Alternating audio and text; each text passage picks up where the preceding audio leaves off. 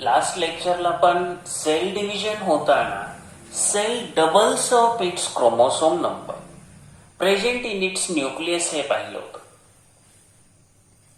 म्हणजे क्रोमोसोमची जी संख्या आहे समजा 2n असेल तर ती संख्या 4n होते. It doubles up. Chromosomal number increases before any type of cell division.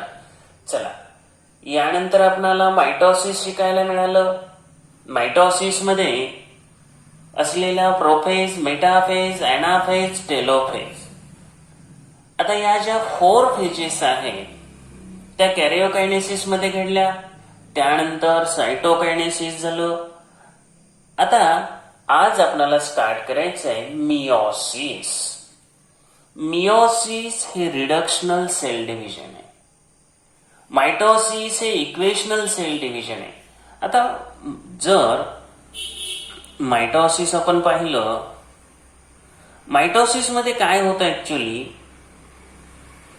2n chromosomes असणारी जी एक सिंगल सेल आहे त्या सिंगल सेल्स पासून 2 सेल्स फॉर्म होतात आणि या तयार होणाऱ्या ज्या सेल्स आहेत त्यांच्याकडे सुद्धा क्रोमोसोम्स हे काय असतात तर 2nच असतात आणि देअरफॉर या डिव्हिजनला आपण इक्वेशनल डिव्हिजन असं म्हणतो. मियोसिस मध्ये काय नेमकं वेगळं घडतं पहा. मियोसिस हे प्रामुख्याने ज्या जर्म सेल्स आहेत, ज्या रिप्रोडक्टिव्ह सेल्स आहेत त्यांच्यामध्ये घडतं. जर्म सेल्स, रिप्रोडक्टिव्ह सेल्स म्हणजेच या ठिकाणी एक जे फिमेल प्रोड्यूस करतात आणि स्पर्म जे मेल कडून प्रोड्यूस केले जातात. आता मियोसिस याला काय म्हणतो आपण, reductional cell division.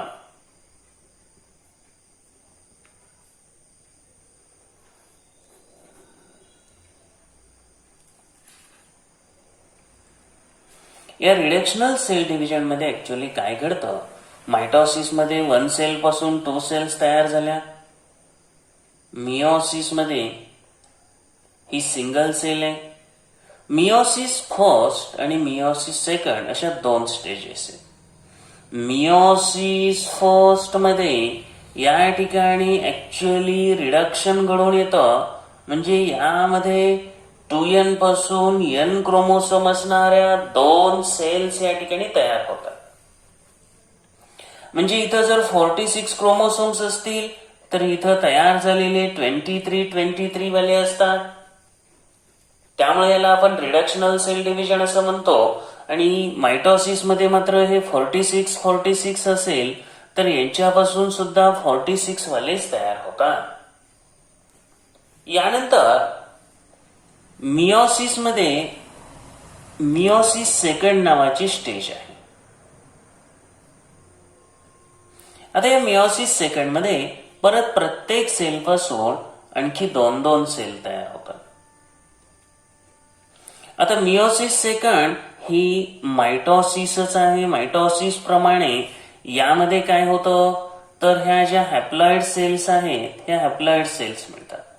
n chromosomes म्हणजे हे 23 वाले आपण ह्युमन बिईंग मध्ये 46 असतात. तर हॅप्लॉइड म्हटलं की हे 23 वाले आले, बरोबर. या सेल्स आहेत त्या डायप्लॉइड होत्या.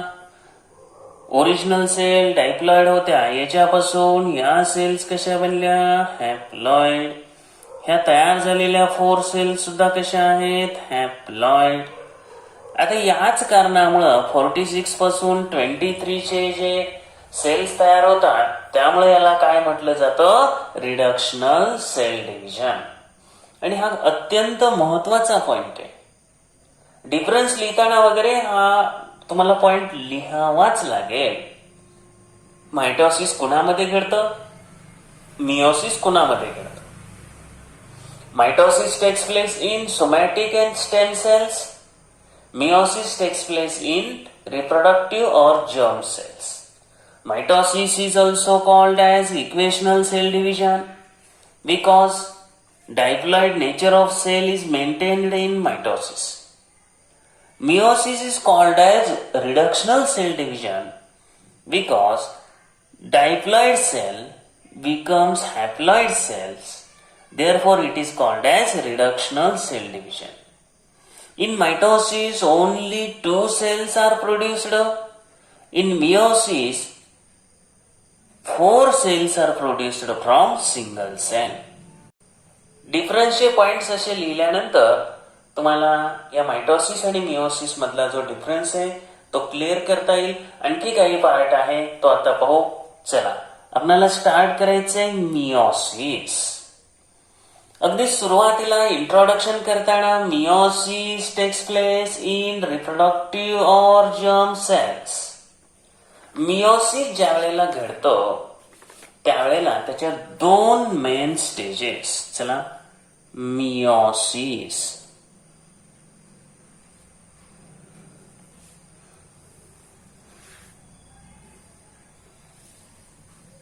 तर मिओसिस फर्स्ट हे आत्ताच पाठांतरच झालं पाहिजे. हे काही एकदा डोक्यात बसलं की परत विसरण्याजोगा हा पार्ट काही नाही. Meiosis second. आता मिओसिस फर्स्ट म्हटलं की त्याच्यामध्ये कॅरिओकायनेसिस फर्स्ट. कॅरिओ म्हणजे कॅरिओकायनेसिस फर्स्ट आणि सायटोकायनेसिस फर्स्ट.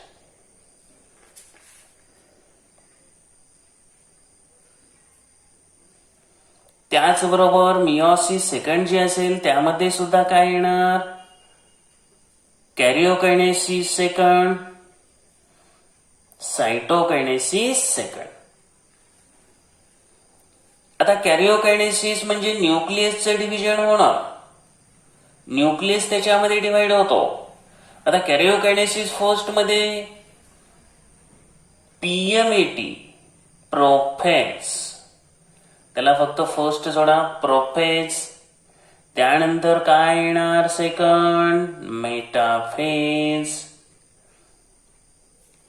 त्यानंतर एनाफेज,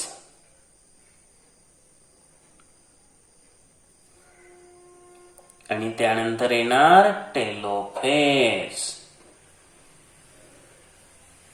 आता या टेलोफेज नंतर प्रोफेज, मेटाफेज, एनाफेज, टेलोफेज यानंतर काय घडणार?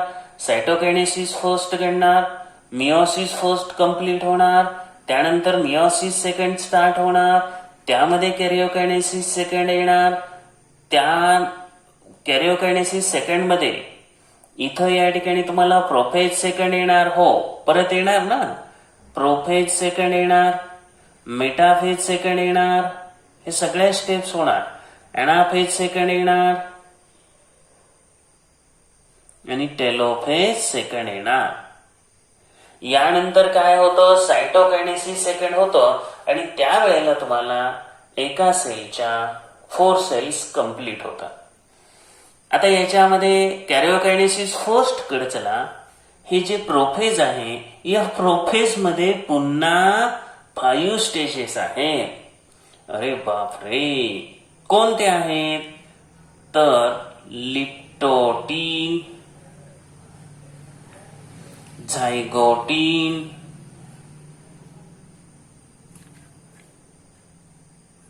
पॅचिटीन,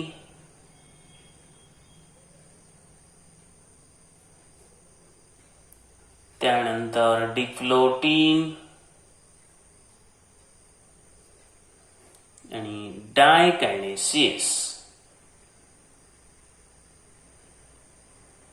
आता भरपूर स्टेजेस असल्यामुळं मुलं कन्फ्यूज होतात. कन्फ्यूज होण्याजोगं काही एवढं नाही अवघड.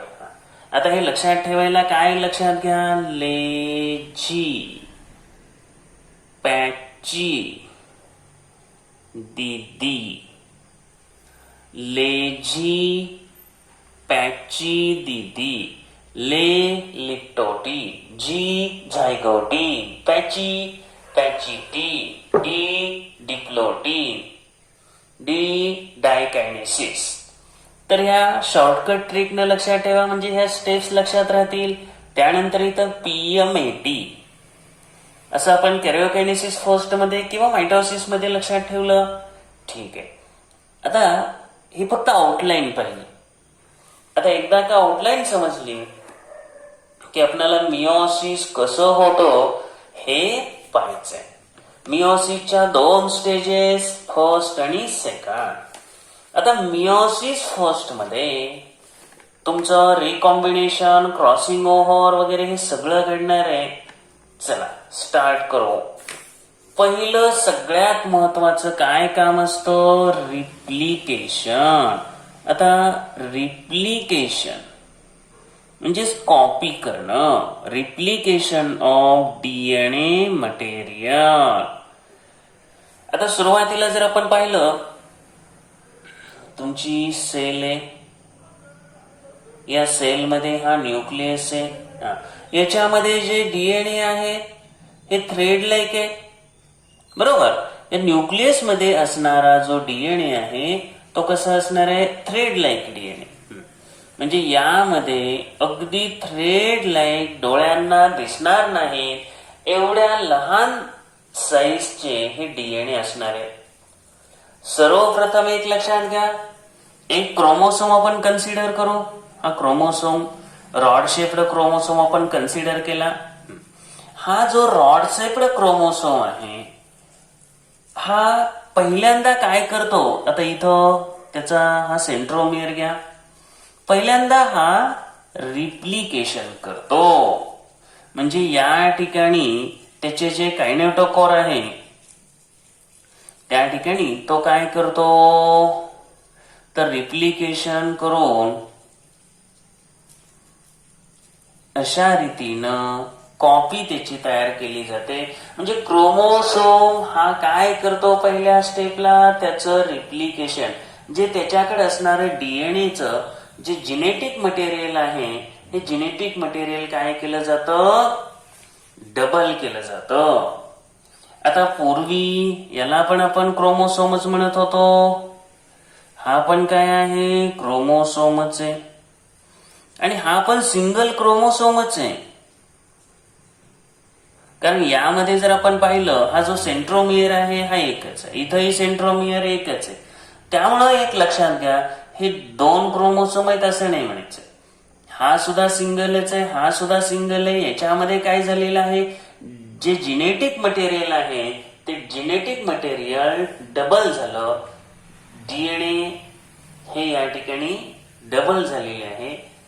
डीएनए कंबाईन होऊन क्रोमॅटिन फायबर्स फॉर्म होतात. क्रोमॅटिन फायबर्स पासूनच काय तयार होतं? क्रोमोसोम्स तयार होतात.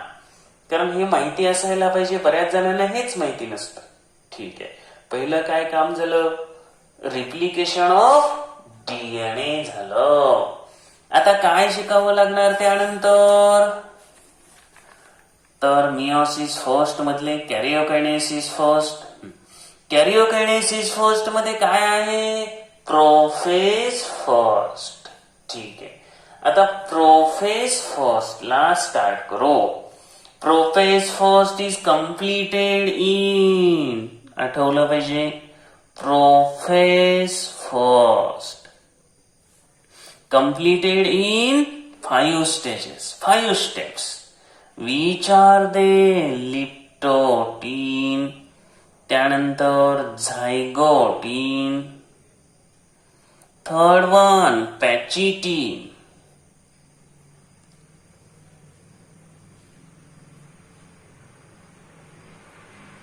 Fourth one diplotene, and fifth one आहे डायकायनेसिस. आता या ज्या 5 स्टेजेस आहेत हे आपण डिटेल्स पाहिजे. थोडस लक्ष द्यायचं. ज्या फिगर आहेत त्या काढून घ्यायच्या. अगदी व्यवस्थितरित्या ह्या फिगर काढल्या तर काहीही प्रॉब्लेम येत नाही. पहिल्यांदा ही तुम्हाला दिसते फिगर मध्ये ती लिप्टोटीन. आता लिप्टोटीन म्हणजे लिप्टोनिमा. लिप्टो म्हणजे तरी काय? थीन. निमा म्हणजे काय? टीन म्हणजे काय? थ्रेड. तर या नावामध्ये सगळं काही दिलेलं आहे. काय दिलंय? लिप्टोटीन म्हणजे थीन थ्रेड लाईन. तर याच्यामध्ये जे डीएनए आहेत हे थ्रेड लाईक आहे. यामध्ये हे सेल मेम्ब्रेन दाखवलं, हा न्यूक्लिअर मेम्ब्रेन दाखवलं, सेंट्रिओल दाखवलेले, ज्यांच्यापासून स्पिंडल फायबर तयार होणार आहेत ते हा न्यूक्लिओल असते. त्यानंतर हे काय दिसतंय तुम्हाला, क्रोमोसोम. एक रेड कलरचा दिसतोय, तो समजा आपण पॅटर्नल मांडला तर जो ब्लू कलरचा आहे तो मॅटर्नल. हे क्रोमोसोम्स आता त्यांचं कंडेन्सेशन चालू होणार. कंडेन्सेशन म्हणजे फोल्डिंग होणार, न्यूक्लियसची साईज वाढणार. कारण काय झालं, वाइंडिंग चालू झालं, फोल्डिंग चालू झालं आणि त्यामुळे न्यूक्लियसची साईज या ठिकाणी डेफिनेटली वाढते. Condensation of chromosome start. जे थ्रेड लाईक क्रोमोसोम्स होते त्यांचं काय होणार, आता कंडेन्सेशन होणार. आणि कंडेन्सेशन झाल्यामुळं ते कसे बनतात, कॉम्पॅक्ट बनतात, थिक शॉर्ट बनतात, जाड बनवू लागतात. म्हणजे पहिले जे थ्रेड लाईक होते ते क्रोमोसोम्स आता थोडे काय होऊ लागले, कॉम्पॅक्ट होऊ लागले, थिक होऊ लागले, शॉर्ट होऊ लागले. आणि पहिल्यांदा आपल्याला थिन थ्रेड लाईक असल्यामुळे ते दिसत नव्हते, पण हे क्रोमोसोम आता ग्रॅज्युअली व्हिजिबल बनले. चला, हे आहे लिप्टोटीन. या लिप्टोटीन मध्ये कंडेन्सेशन हा अत्यंत महत्वाचा पॉइंट आहे, हे लक्षात ठेवा. लिप्टोटीन मध्ये कंडेन्सेशन क्रोमोसोम, आणि याच कारणामुळं याच्यामध्ये जे क्रोमोसोम्स आहेत ते बीड लाईक स्ट्रक्चर त्यांचं बनतं.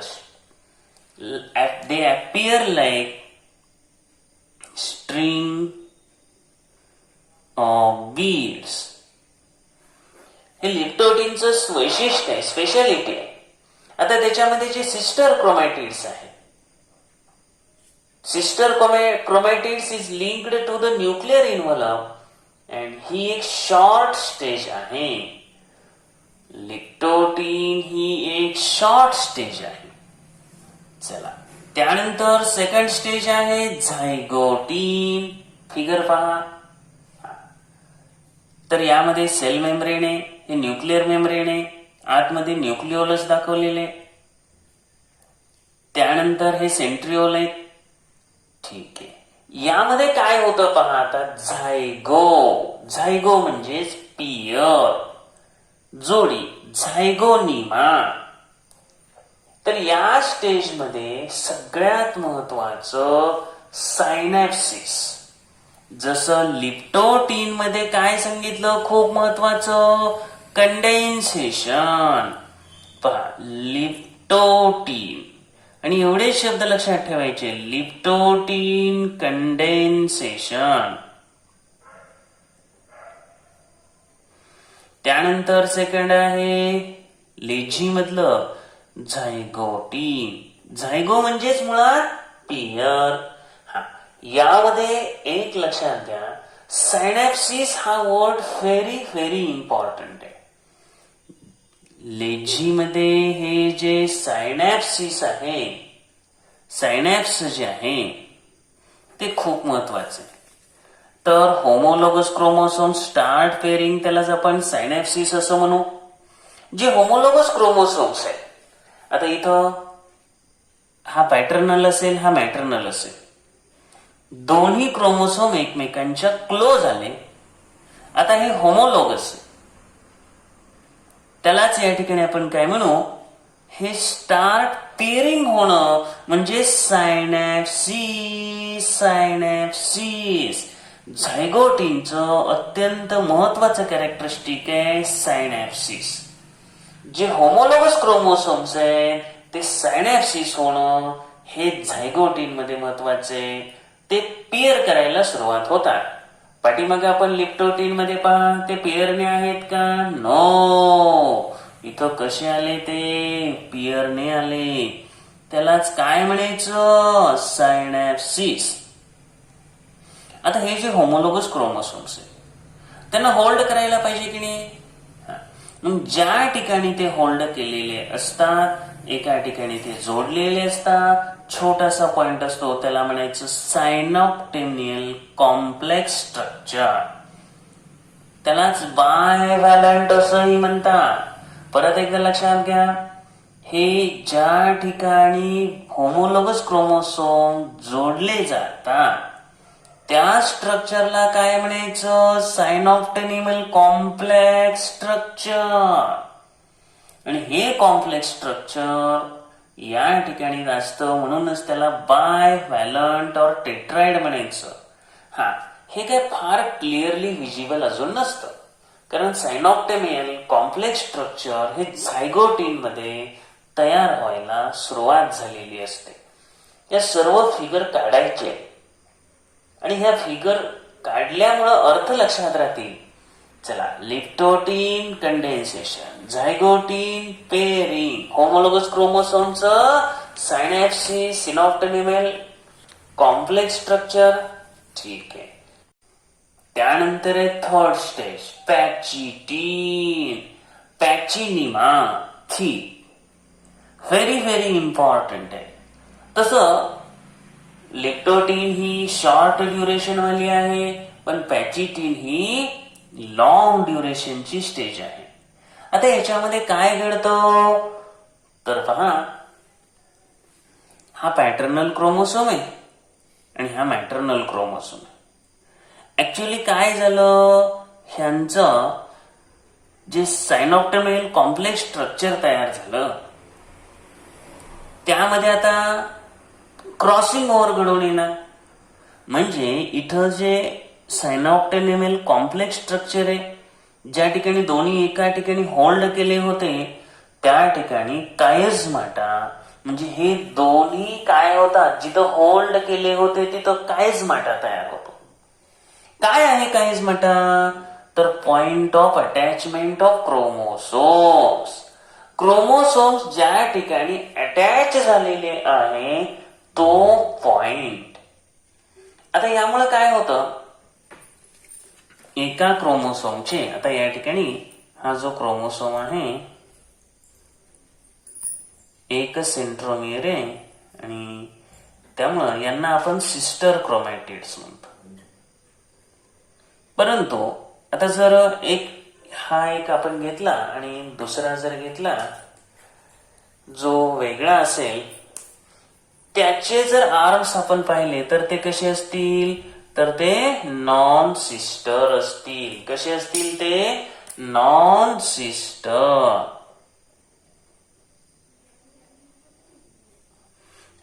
या दोघांना काय म्हणता येईल आपणाला, नॉन सिस्टर. हे दोन्ही असतील तर ते सिस्टर असतील. पण एक पॅटर्नल आहे आणि एक मॅटर्नल आहे, तर त्यांच्या आर्म्सला आपण काय म्हणणार इथं, नॉन सिस्टर क्रोमॅटिड्स. त्यामध्ये डीएनएचं जे मटेरियल असतं त्याचं वाइंडिंग झालेलं असतं, त्याचं कॉइलिंग झालेलं असतं. ठीक आहे. हे जे नॉन सिस्टर क्रोमॅटिड्स आहेत त्यांच्यामध्ये आता क्रॉसिंग ओव्हर घडून येतं. म्हणजे हे दोन्ही एकत्र आल्यामुळं हा जो कायझमाटा आहे, शब्द लक्षात घ्या, कायझमाटा. काय आहे, कायझमाटा. मॅटर्नलचे काही कॅरेक्टर पॅटर्नलच्या क्रोमोसोम कडे जाणार आणि पॅटर्नलचे मॅटर्नल कड. तर कॅरेक्टरचं ट्रान्सफॉर्मेशन इथं घडून येतं आणि त्याला जबाबदार कोण आहे, जेनेटिक रिकॉम्बिनेशनला, कायझमाटा. हे दोन क्रोमोसोम जिथे अटॅच झाले तो पॉइंट. आता यामुळे काय दिसून येणार, व्हेरिएशन बाळांनो दिसून येणार की नाही. काही फादरचे कॅरेक्टरिस्टिक येणार, काही मदरचे कॅरेक्टरिस्टिक्स येणार. त्याचबरोबर आणखी एक पॉइंट काय दिलंय, ही लॉंग ड्युरेशनची स्टेज आहे. आता जे बायव्हॅलंट होतं, जे टेट्राइड होतं, म्हणजे ज्या ठिकाणी सायनॉप्टेनियल कॉम्प्लेक्स स्ट्रक्चर तयार झालेलं होतं ते आणखी क्लिअरली पाठीमागच्या स्टेजमध्ये दिसत होतं का?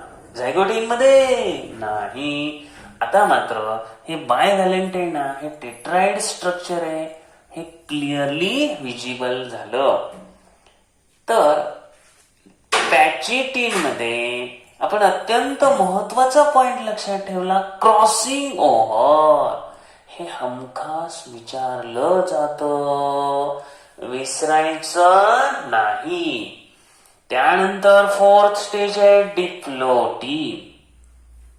आता डिप्लोटीन मध्ये हळूहळू जे हे न्यूक्लिअर मेम्ब्रेन आहे ते थोडं थोडं डिसअपिअर व्हायला चालू होतं. ज्या ठिकाणी आपल्याला क्रॉसिंग ओव्हर घडलं, सायनॉप्टिकल कॉम्प्लेक्स स्ट्रक्चर जिथं होतं ते आता डिझॉल्व्ह व्हायला सुरुवात होते. homologous chromosomes of bivalent separate except at the point of crossing. पूर्वी या स्वरूपामध्ये होतं. ठीक आहे, बरोबर. आता काय झालं, हा जो समजा मॅटर्नल आहे ह्याला हा पॅटर्नल काय केला जाणार, इथून जोडला जाणार. इथं दाखवलं ह्या रेड मध्ये हा छोटासा ब्लो आला की नाही, म्हणजे हे दोन्ही एकत्र आलते.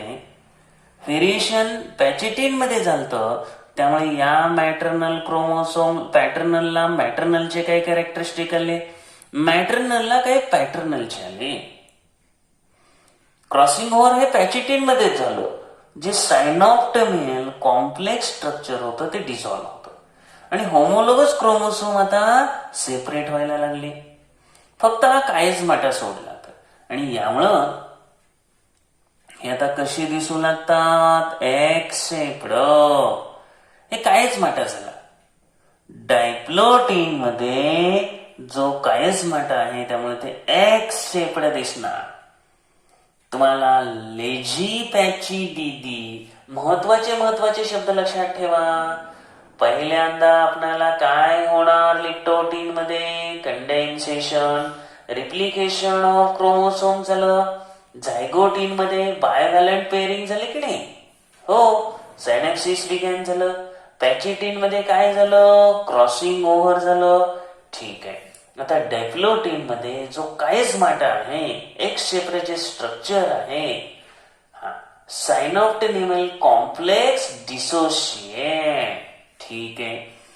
तर हा भाग लक्षात ठेवायचा. महत्वाचे जे पॉइंट्स आहे तेवढेच लक्षात ठेवा हो, लगेच सगळा भाग क्लिअर होईल. आपण काय शिकतोय, प्रोफेज. Prophase first. या प्रोफेज फर्स्ट मध्ये लास्ट स्टेज आहे डायकायनेसिस. डाय म्हणजे किती, 2. डिप्लोटीन म्हणजे काय झालं, 2 होमोलोगस क्रोमोसोम एकमेकांपासून मायग्रेट झालते ना, रिपेल होत होते, अनकॉइलिंग चालू झालं, कायझमाटा फॉर्मेशन तिथं स्टार्ट चालू झालं, बरोबर. म्हणजे डिप्लोटीन मध्ये पुन्हा काय चालू झालं, अनकॉइलिंग, कायझमाटा फॉर्मेशन. आता डायकायनेसिस मध्ये इथं थोडं ऑब्झर्वेशन करा. हे सेल मेम्ब्रेन आहे, हे न्यूक्लिअर मेम्ब्रेन आहे, हा न्यूक्लिओलस आहे. आता न्यूक्लिओलस डिसअपिअर व्हायला लागला, न्यूक्लिअर मेम्ब्रेन डिसअपिअर व्हायला लागलं. हे सेंट्रिओल ऑपोजिट पोलकडे चाललेत.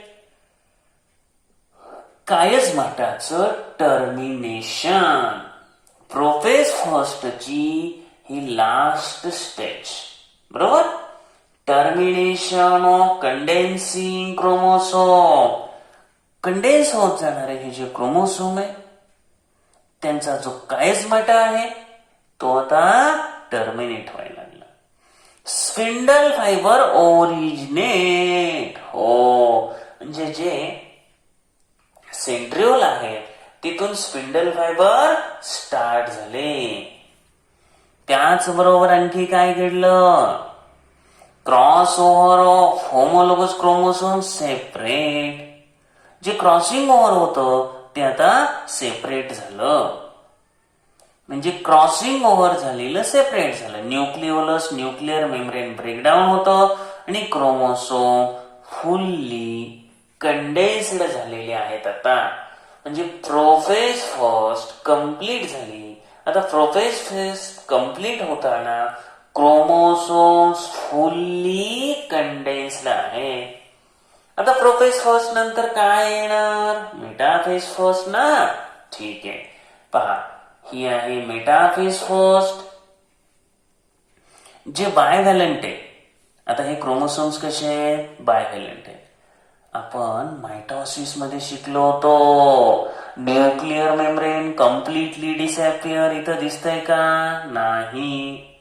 नाही दिसणार. क्रोमोसोमचं कंडेन्सेशन कम्प्लीट झालेलं होतं. हो, ते सिस्टर क्रोमॅटिड बरोबर दिसत होते. बरोबर. आता इथं खूप महत्वाचा पॉइंट आहे. इक्वेटोरियल जे प्लेन आहे, जे सेंट्रल प्लेन आहे, इथं हे बायव्हॅलंट क्रोमोसोम्स अरेंज करणे. तर हे क्रोमोसोम्स कुठं अरेंज झाले? Equatorial plane. खूप इम्पॉर्टंट पॉइंट आहे metaphase first. Bivalent chromosomes are arranged at equatorial plane. खूप महत्वाचा पॉइंट आहे. हे अरेंज झालेले दिसतात ना. हो, हे फिगर काढता आल्या पाहिजे. हे जे स्पिंडल फायबर पाठीमागेच आपण पाहिलं अरेंज झालेले, तयार झालेले, आणि यांनी हे जे सेंट्रोमियर आहे ना, या सेंट्रोमियरच्या मध्यभागातून इथून दाखवायचे. त्यानंतर मेटाफेज फर्स्ट मध्ये एवढंच म्हणा, बाकीचं प्रोफेज फर्स्ट मध्ये झालेलं असल्यामुळं, मायटोसिस मध्ये झालेलं असल्यामुळं हे काही डबल सांगायची गरज नाही. त्यानंतर येणार एनाफेज फर्स्ट. आपण तिथंही पाहिलं होतं एनाफेज मध्ये सेंट्रोमियर स्प्लिट होतो, सिस्टर क्रोमॅटिड सेपरेट होतात आणि ते अपोजिट डायरेक्शनला पुल होतात. स्प्लिटिंग झाल्यामुळं हे आता काय झालं, हे सेंट्रोमियर स्प्लिट झालं. हे आता हे जे केळीच्या बंच्यासारखे आहेत ना, हे असे अपोजिट पोलला ओढले जातात. Homologous chromosome separate while sister chromatids remain associated at their centromere. इथं सेंट्रोमियर आहे, तिथं ते अटॅच राहतातच. आणि हे आता अपोजिट पोलला ओढले जाणार. बंच ऑफ बनांसारखे दिसतील. PMAT. आता येणार टेलोफेज फर्स्ट. एका सेल पासून आता काय होणार? 2 सेल बनणार. कॅरिओकायनेसिस आपलं चालू आहे, त्यामध्ये टेलोफेज फर्स्ट मध्ये आहोत. न्यूक्लिअर मेम्ब्रेन, न्यूक्लिओलस हा आता पुन्हा दिसायला लागतो. हे न्यूक्लिअर मेम्ब्रेन आहे, हे दिसायला लागलं. एका सेलच्या 2 सेल बनायला लागल्या. हे जे क्रोमोसोम्स आहेत, जे क्रोमोसोम डिकंडेन्स व्हायला लागले. स्पिंडल फायबर पुन्हा डिसअपिअर व्हायला लागले. पहा, न्यूक्लिअर मेम्ब्रेन, न्यूक्लिओलस रिअपिअर, सायटोकायनेसिस यानंतर घडून येतं. बरोबर. स्पिंडल फायबर डिसअपिअर होणं, क्रोमोसोम डिकंडेन्स होणं. Telophase first. तर न्यूक्लिअर मेम्ब्रेन, न्यूक्लिओलस पुन्हा तयार झाला. स्पिंडल फायबर मात्र भर. क्रोमोसोम्स पुन्हा डिकंडेन्स झाले. तर हे या ठिकाणी टेलोफेज फर्स्ट मध्ये लक्षात घ्या. कॅरिओकायनेसिस फर्स्ट कंप्लीट. काय घडणार आता? तर आता घडणार सायटोकायनेसिस फर्स्ट. सायटोप्लाझमचं डिव्हिजन करायचंय ना. हे न्यूक्लिअर मेम्ब्रेन वगैरे सगळं तयार झालेलं आहे, डिकंडेन्सेशन चालू झालं. ह्यामध्ये काय होतं? सायटोप्लाझमिक जे डिव्हिजन आहे ते घडून येतं. जर अॅनिमल सेल असेल तर त्याच्यामध्ये हा नॉच निर्माण होतो आणि हा वाढत वाढत वाढत जातो. जर प्लांट सेल असतील तर काय? प्लेट निर्माण होते आणि या ठिकाणी सायटोप्लाझमचं डिव्हिजन होतं आणि 2 हॅप्लॉइड सेल्स तयार होतात. या ठिकाणी 2 हॅप्लॉइड सेल्स तयार झालेल्या दाखवलेल्या आहे. तर अशा रीतीनं मिओसिस फर्स्ट या ठिकाणी कंप्लीट झालं. चला आता कुठं जायचं? मिओसिस सेकंड मध्ये. आपल्याकडे 2 सेल्स तयार आहे. मिओसिस सेकंड हे जसंच्या तसं मायटोसिस सारखंच आहे. त्यामुळे त्याचं डिस्क्रिप्शन आता जास्त लिहित बसायचं नाही. हे सगळं पहिल्यासारखं आहे. आपण इथं काय करणार आता, ह्या 2-2 सेल्स घेणार. तर मिओसिस सेकंड मधलं कॅरिओकायनेसिस सेकंड, त्यामध्ये येणार प्रोफेज सेकंड, बरोबर. तर prophase second, metaphase second, anaphase second, आपण 2-2 सेल घेणार. प्रोफेज सेकंड मध्ये पुन्हा काय सांगितलं, तर जसं मायटॉसिस मध्ये आहे तसंच कंडेन्सेशन चालू होणार. थ्रेड लाईक क्रोमोसोमचं ते शॉर्ट होणार, थिक होणार, पेअर ऑफ सिस्टर क्रोमॅटिड सारखे दिसणार. पण हे क्रॉसिंग ओव्हर झालेलं हे लक्षात घ्या. हे फिगर काढताना हे ध्यानात आणावं लागेल. न्यूक्लिअर मेम्ब्रेन, न्यूक्लिओलस हे काय होणार आता, हळूहळू डिसॅपियर होणार. त्यानंतर येणार मेटाफेज सेकंड. हे जे क्रोमोसोम्स आहेत इथं आपण एक एकच घेतलेले आहेत. ऍक्च्युअली काही एक असणार आहे का नाही, 23 असणार आहेत ना. पण दाखवताना खूप गोंधळ होऊ नये म्हणून सिंगल घेतले. तर या ठिकाणी हे कुठं अरेंज केले, इक्वेटोरियल प्लेनला.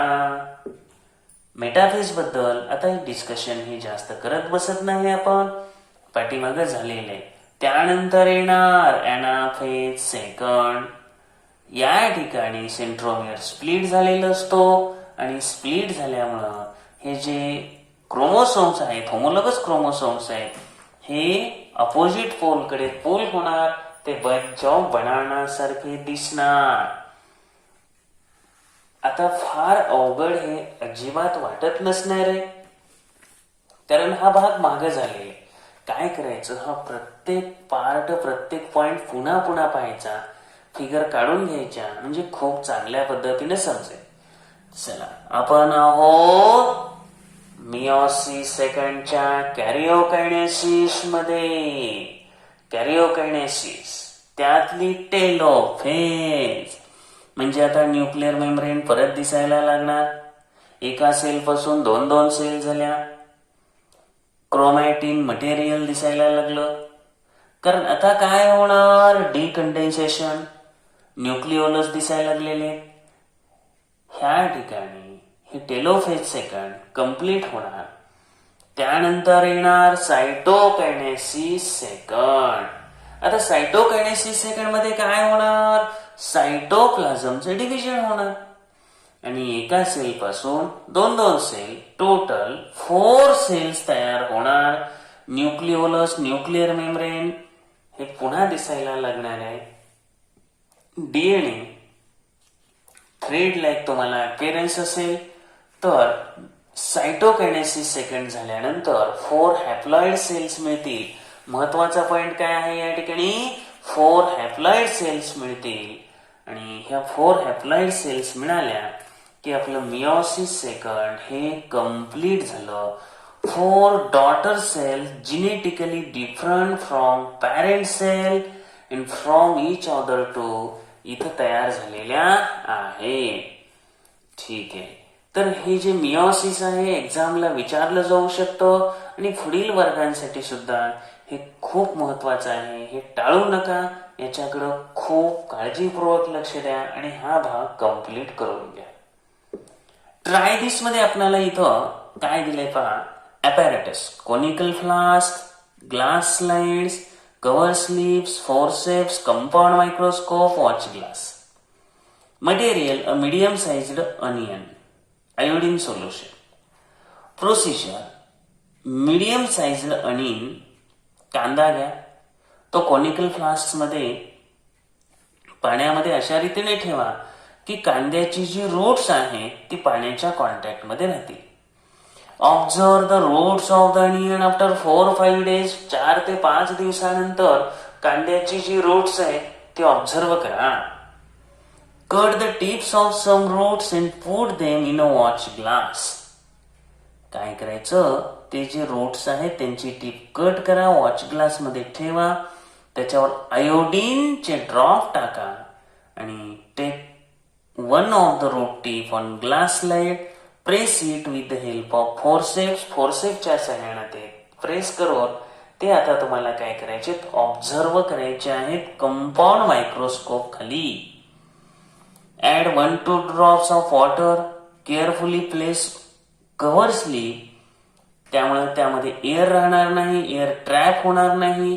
आणि प्रिपेअर्ड ग्लास स्लाइड हे कंपाऊंड मायक्रोस्कोप खाली पहा. Which phase of the cell division did you observe, sketch its figure. आता यामध्ये ज्या वेगवेगळ्या फेजेस आहेत त्या मायटॉसिसच्या फेजेस तुम्हाला या अनियन रोड टीप मध्ये दिसते. कारण यामध्ये काय होणार आहे, सेल डिव्हिजन, मायटॉसिस होणार आहे. त्याचे फिगर तुम्हाला काढायला सांगितलेले. तर पुन्हा पुन्हा या ठिकाणी लक्षात घ्यायचं की ह्या ठिकाणी काय दिसून येणार, तर मायटॉसिसच्या जे सेल डिव्हिजन आहे हे सेल डिव्हिजन दिसून येणार. यूज युअर ब्रेन पॉवर मध्ये या ठिकाणी काही प्रश्न आहेत. What do you mean by diploid cell. Diploid cell म्हणजे काय, तर diploid cell consist to complete set of chromosomes.